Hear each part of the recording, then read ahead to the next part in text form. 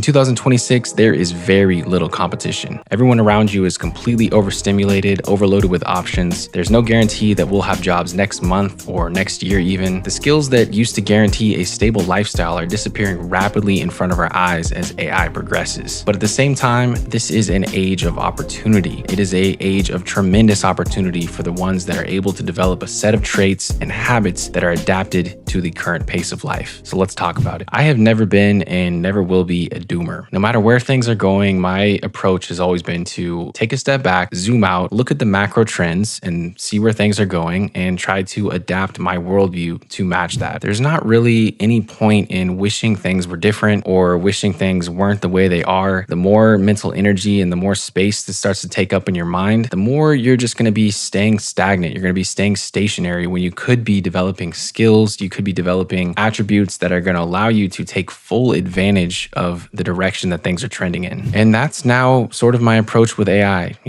Really, I don't love AI. I think it has many drawbacks, from stunting our ability to critically think to allowing people to outsource their most creative acts like writing and making music and really just thinking for themselves, and how it's also kind of allowing everything to merge into one uniform expression of our humanity, which I think is fundamentally a negative thing. But all that being said, I understand that staying stuck in the past is going to be incredibly harmful for me. Clinging on to an old way of thinking or the old way of doing things might feel self-righteous. I might feel like I'm taking a stand against the greater movement of AI in society. But, really the world is moving on. And even if it allows me to feel self-righteous and like I'm doing something important, it's either you move with the times, you change your approach to be congruent with the new way of doing things, or you get left without a paddle. As I've explored this new paradigm, one thing has become abundantly clear to me.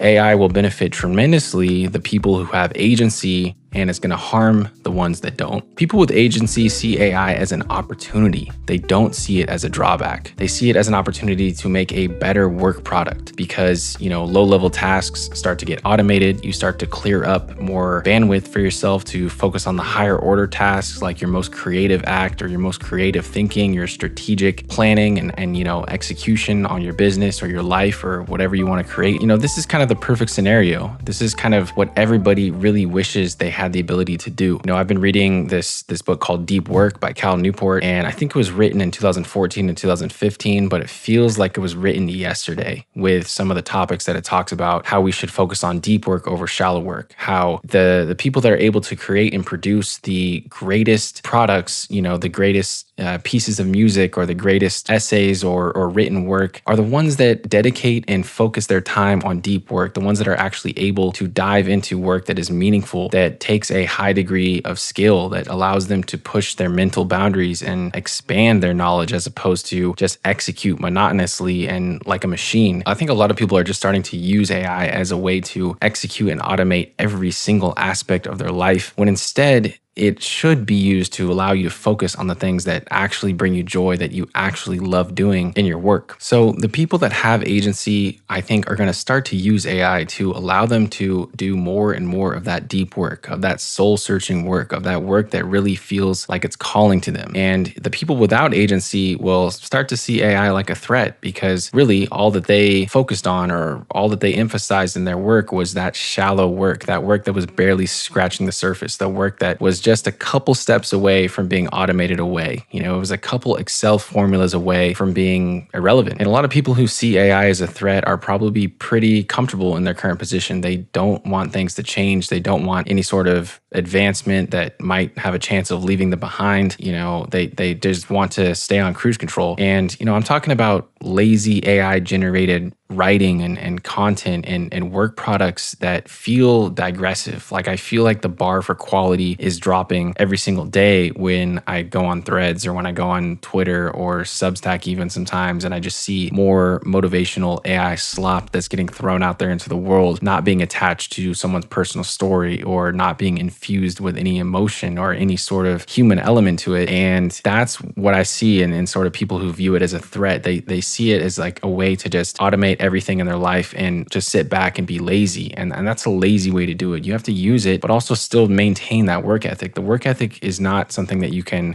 just gain overnight by using any of these tools. You have to still have that ingrained within you, and that is never going to change. Even if some of your smaller, more basic tasks you can start to knock out in, half the time or a fraction of the time that they used to. You still need to retain that connection to your deeper purpose, the reason why you're doing the work in the first place. If you don't have that connection and all you want to do is just sit back and watch your agents go to work and get all your shit done for you so you can have free time to fuck around, I mean, you're missing the point, frankly. You need to just use it as a way to get more in touch with that deep work, to cultivate a stronger connection to the work that actually fulfills you and that is actually going to sustain you in the long term. Because working more like a robot is not going to make anyone happy. It's not going to provide fulfillment. It's not going to add meaning to your life. You're simply just going to be going on a fast track towards a life of meaningless consumption and meaningless production. So this leads me to my main point today. As I look around today in March 2026, I see a really lethargic population. Technology and constant overstimulation seems to have numbed the minds of the masses. People are regurgitating the same worldviews mindlessly. They're not questioning where they get their opinions from, looking for any possible external source of blame. No one is willing to do the hard work to look internally when they encounter a negative situation in their life. Because ultimately, even if you did not control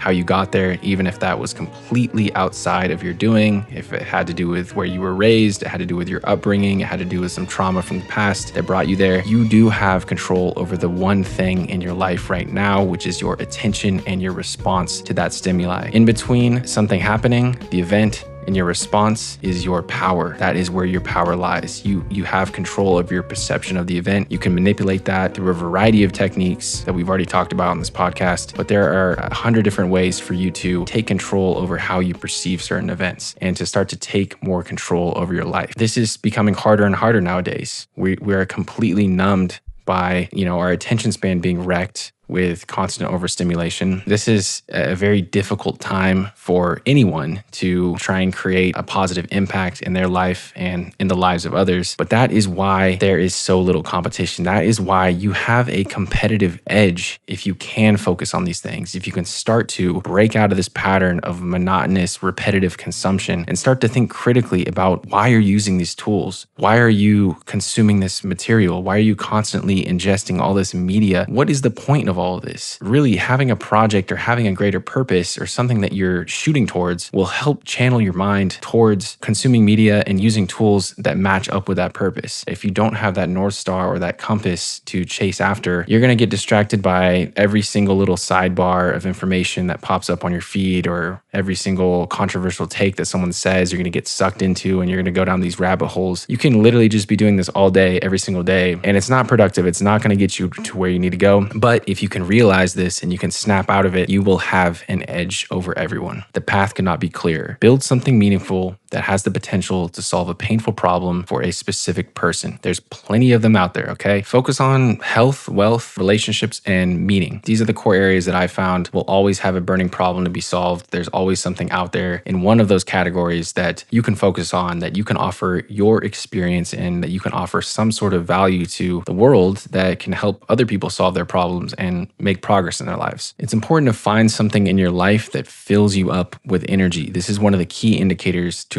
when I talk about finding purpose and when I talk about doing something meaningful. Is the work, the idea of the work, giving you energy? Is it filling you up with a feeling of positivity, like you're actually going to create an impact, like you're going to create some sort of change in somebody's life, that you're actually going to move your life forward while simultaneously helping others level up their life, whether that's by example or directly through a service that you provide? Does it fill you with energy? If it does, lean into that. Go towards that. That is a good sign. That is what you should be drawn to. That's what you should gravitate towards. You should start to think about what exactly I can offer and what is going to fill me up with energy. What's going to fill my cup up so I can give to others in a greater capacity. And once you find the right thing, Dedicate 1 hour a day minimum to that thing, to developing that project, to developing your career, to studying a certain skill. If you want to learn AI, if you want to learn how to code, you want to learn how to build websites, if you want to learn marketing, if you want to learn sales, dedicate 1 hour a day to it. Wake up first thing in the morning, set your alarm 1 hour earlier. Maybe you have to do 30 minutes at a time or 15 minutes to ease into it, but give yourself that time. That is your time in the morning. You earned it. You own it. That is your time. No one's going to bother you. No one's going to distract you. No one's going to hit you with a random task. Lock in for that 1 hour, settle into that deep work, and watch your life change dramatically. I made an episode about 6 months of focus, how that can dramatically change your life if you go through a season of intensity and obsession about one single goal. This is right in line with that. This is where it all starts. You start to develop the vision. You pay attention to how it fills you up with energy. Build together a plan. How am I going to execute this plan to take me to that greater vision that I have? Then it becomes the day-to-day grind. No one likes to actually execute. People like to talk about the big plans. They like to talk about the vision that they have for their life. But when it comes down to it, this is what it's about, guys. It's about setting your alarm 1 hour earlier, waking up and doing the work that you know you need to do, breaking up the big goal into a series of micro goals and sub goals and smaller components until you get to that individual daily level, and then execute. For every single problem that you have, there is probably a clear plan of action that can be delivered to you within seconds or minutes now with AI. This is exactly what I'm talking about, is using AI with agency, using it to create a massive shift in your life to help you develop and flesh out your goals and help you build a life plan. Be impatient with the actions that you take, be action oriented, be obsessed with continuing to execute every single day, but patient with the results. The results are going to take time, my friends. The results are going to take far longer than you ever expected. It's going to take years. There's no way around it with any big goal that actually matters. It will take years, but the average person is going to quit long before that. One single road bump and they're going to decide that it's not for them, it wasn't meant to be, or they're going to try to retroactively justify why it doesn't work and say that there was something that was rigged against them. And, it won't be the ones that have the most amazing ideas really that find success in this life. It's the ones that outlast everyone else. It's the ones that stay in the game long enough to get the necessary reps to reach mastery.